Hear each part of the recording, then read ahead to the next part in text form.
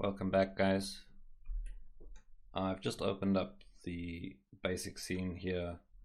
This is the scene that you'll be getting as well, just to discuss what I have and how I have it set up before we get properly started.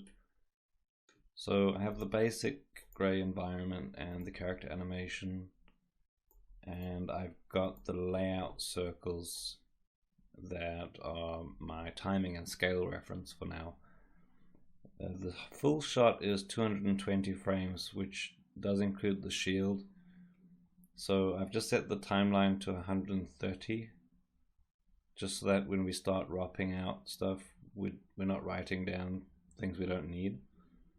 And then there's a couple of lights, and I've got this null, which I'll be referencing for my ROPs. I've set some aliases for cache locations and render locations, and this is basically goes to that location, sets the name to the name of the object and then to the name of the ROP, and that'll just help keep things simple once we start writing stuff out. Let me take a quick screenshot just to discuss how I'm currently thinking about the effect. From a director or client point of view, I would be assuming that if he's traveling into this location from somewhere else, you at least want the effects to move outwards. I'm using a mouse, so don't judge. Instead of basically having stuff moving in, because out implies an exit, and in just wouldn't make sense. So I'll be kind of sticking with that. You don't have to. There's lots of ways you could do this, but I'll just do the basic sci-fi trope.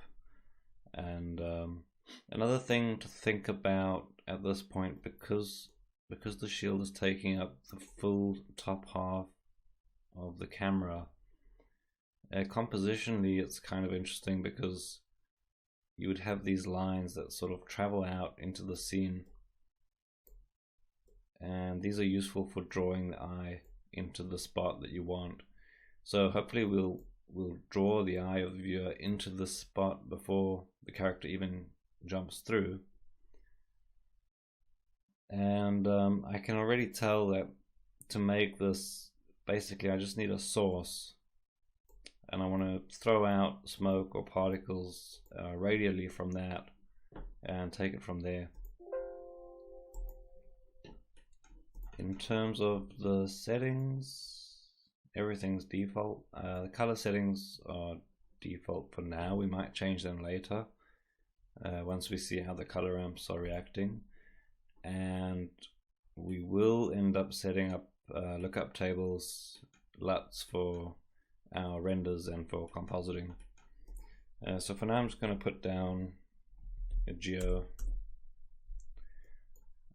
and I'll cut this video short and carry on in the next one.